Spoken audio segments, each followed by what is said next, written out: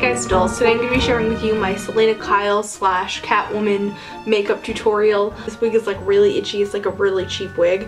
It's kind of killing me right now, so we're just going to do that. I feel so much better. In this video I'm going to teach you how to do this sort of messy cat eye, smoky eye, sexual, you know, makeup thing, and then also how to reshape your lips a little bit, because in order to do this justice I feel like you need to not just do red lip and not just do a glossy red lip. You need to do a red lip that sort of has a nice corner to it here and then smooth out the top of the lips. So I'll show you how to do that.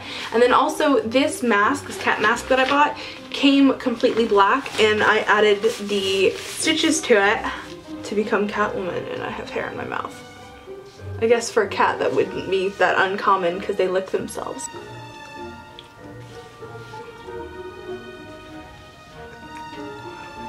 This is a really inexpensive costume. I think this is maybe like $9 or something on hipsandcurves.com. It's from Leg Avenue, so you can find it from all kinds of different costume shops and whatnot. And yeah, I don't even know what I'm talking about anymore. I'm just having a good old time being all painted up like Selena Kyle, Catwoman, and I'm gonna go like fight, you know, Batman or something. So anyway, I hope you guys enjoyed this tutorial, and if you'd like to learn how I created this look, let's go ahead and just start doing that.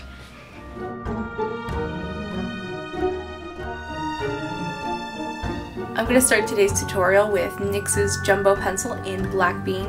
Yes, it's greasy, yes, it creases, and yes, that is my intended purpose. Went ahead and smeared that all over my lids and then worked really well to get it all over the basic round part of my eye, but I wasn't too focused about getting the shape too perfected or anything like that.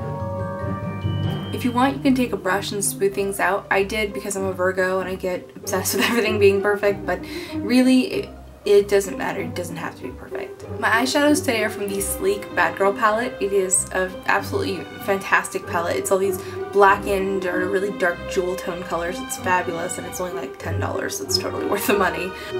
I'm going to be starting out with Twilight, which is a shimmering deep purple. I'm going to be applying that all over the lid where I applied the Black Bean base, so just kind of get it on there and smear it around. Next I'm going to take Rebel, which is the warm eggplant kind of color right next to Twilight in the palette, and I'm going to use that to blend out the edges of the shadows that I've done.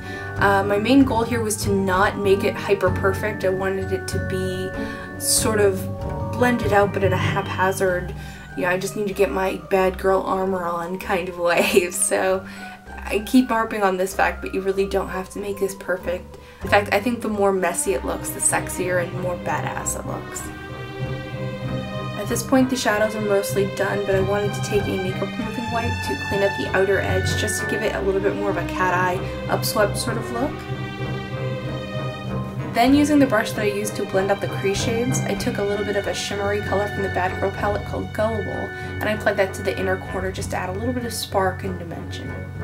Upper and lower lash lines and inner and lower eye rims, I used Urban Decay's Perversion Liner. It is a super black liner, and I find that it doesn't irritate my inner rims, so for me this is an absolute winner of a product and I highly recommend it. And I wanted to make it all kind of smudgy and smoky, so I took a angled shadow brush and just kind of went to town on my eye, smudging it around.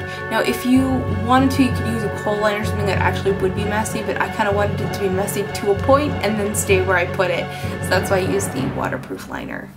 At this point we already have a pretty good cat eye, but I want to enhance it and take it to that next level. So I'm taking a shadow from the Bad Girl palette called Underground. It's a shimmering black, and I'm using that with that same angled shadow brush to set the liner and then also to drag out the color and create an even more exaggerated cat eye shape. Really take it to that Bad Girl place, just bringing it out, winging it out, sweeping it in a little bit into the other eyeshadow to make it blend in a little bit better. When it comes to foundation, I want to pale out my skin, even though I'm already very fair. Catwoman had this like milky white skin. So I'm taking my normal shade of foundation and a white foundation and mixing them together just to lighten it up a little bit. As you'll see, it's much lighter than my skin. I would recommend just pretty much applying this from the eyes down. Since you're going to be putting a mask on, it's not really going to show. I ended up putting it on my forehead, but there's really no point in doing that.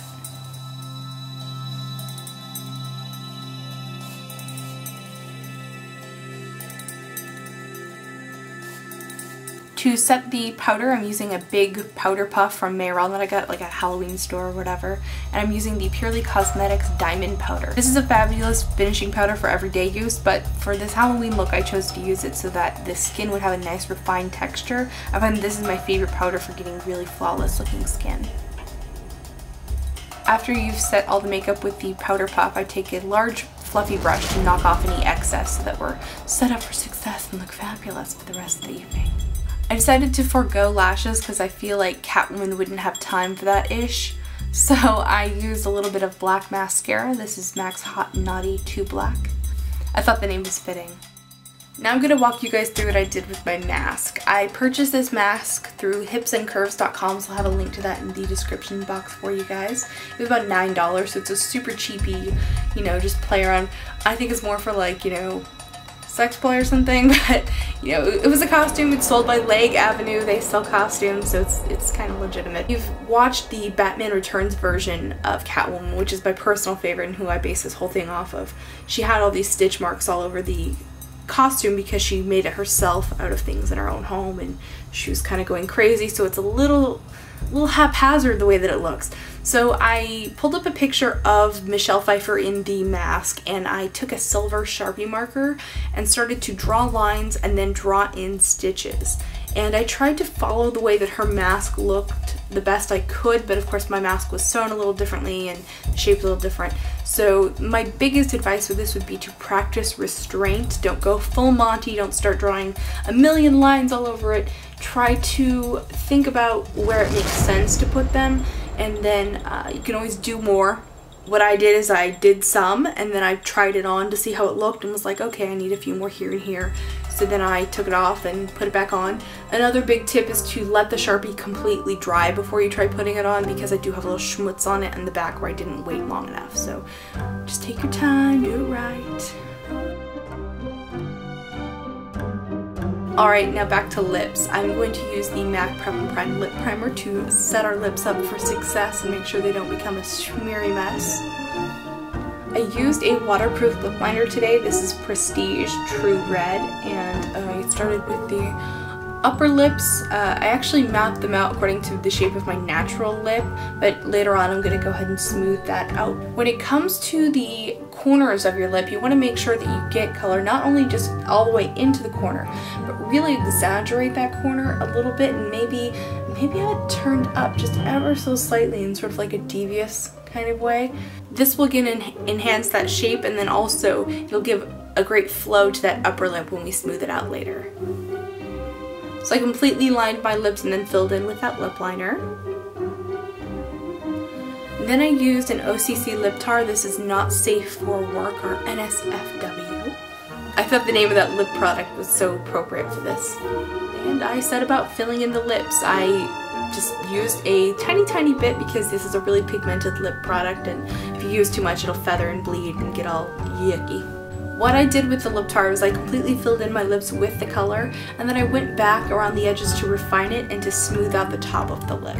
A lot of comic books I've noticed women will have like a smoothed out upper lip where like the Cupid's bow is.